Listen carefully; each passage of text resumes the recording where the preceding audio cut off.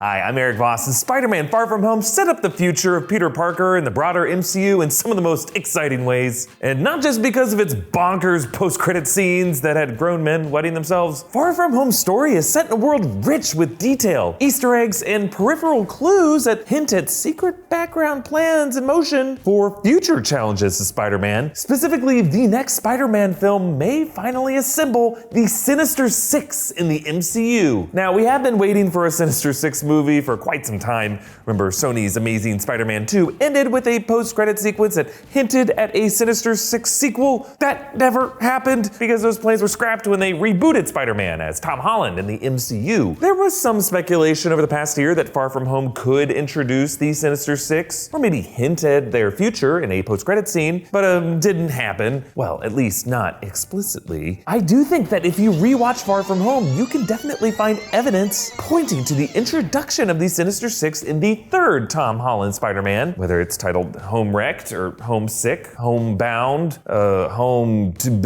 Spoiler warning if you have not seen Spider-Man Far From Home yet, because I don't care about ruining your life anymore. Okay, in the Marvel Comics, the Sinister Six consists, hard to say. It consists of a rotating lineup of Spider-Man villains, with the originals being Doc Ock, Electro, Kraven the Hunter, Mysterio, Sandman, and Vulture, with pretty much all the Spider-Man villains tagging in and out throughout the years, and I would not be surprised if the MCU Sinister Six mixes things up a bit. We know from Spider-Man Homecoming that Vulture, Adrian Toomes, and Scorpion, Matt Gargan, do exist in the MCU, last seen in prison with Gargan plotting revenge against Spider-Man, and Toomes less certain about where he's sitting. He did keep Peter's identity a secret, which does definitely complicate things now that J Jonah Jameson and Mysterio have outed Peter to the public. So with Vulture and Scorpion, that's 1 to 2 potential Sinister Six members right there. And then of course there's Mysterio. Now, he did appear to die at the end of Far From Home, but there is definitely plenty of evidence to suggest he could have faked his death. Stay tuned for a future episode on that. If Mysterio is still alive, he and his team could certainly lead an MCU Sinister Six. That team might also include Dimitri. That was the driver who seemed to be part of Nick Fury and Maria Hill's operation, an operation that was based on Skrull lies. But if he turns out to actually be working more closely with Beck, he could be revealed as Dmitry Smerdyakov, aka the Spider-Man villain, the Chameleon. We also know from Far From Home that Peter Parker has made other enemies in the New York area. In a deleted scene, Peter takes down the Manfredi crime syndicate, which in the comics includes Silvio Manfredi, aka the villain Silvermane. And one of the gangsters Spider-Man strung up in that deleted footage wears a leopard print outfit, leading me to speculate in the past that he or she could be Kraven the Hunter. Beyond these 6 to 7 possible villains still part of Spider-Man's world, Far From Home does hint at a few other possible sources for threats if you're looking closely. Before I continue, thank you to Experian for sponsoring this breakdown. Experian lets you boost your credit scores instantly for free by doing what you're already doing, like paying your utilities and your cell phone bill. Like up until now, you pay those bills, but you don't really get credit for it. Now you can. Now there's an easy way to get back to a credit score that makes you feel like a grown-up. A higher credit score can help you establish credit or get access to preferred credit options. It used to take months to improve your credit scores, but with Experian Boost, you can improve your scores instantly. Most people who boost see an increase greater than 10 points. People all across America have already raised their credit scores with Experian Boost, and you should too. So we invite you to take part in the Boost America movement today. Experian Boost can potentially help you establish or increase your access to credit. It's safe, secure, and 100% free, no credit card required. Boost your FICO score instantly for free. Boost is only available at Experian.com/newrockstars or click on the link in the description. Okay, if you're looking closely at the background of Far From Home, you may have noticed an interesting clue at Avengers Tower. In the movie, it appeared under construction, suggesting that after Tony Stark and Happy Hogan moved out of it in Homecoming, some new occupant could be redeveloping it. And then in the final sequence, Spider-Man swings through a big atrium that was built in the middle floors of the tower, suggesting that that new occupant could have moved in and settled. One theory that I liked is that Avengers Tower could now be taken over by Oscorp,